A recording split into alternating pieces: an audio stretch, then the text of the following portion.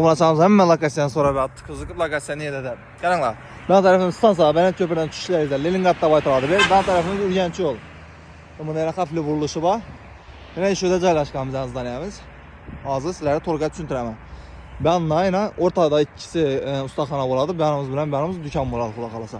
Dükkanımızın kafeleri bitti. Görgənlərimizi Xuda qalasa çok gelip kafelerinin basıp veriyemiz. İndi lamp şişələrini işləbərsək boldu.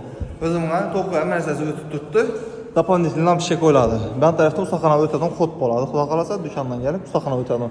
Ya ustaxanadan gelip dükkan ötədən xod koyamız. Hop geldik ustaxanamızı. Bu lamp şişələri bitti. Bunu kafeyle qatışdı. Devalların sinemaların bitti. Karanlayındı. Yine biraz Wi-Fi çötüratımız. Klientlərimiz üçün Wi-Fi boladı belə.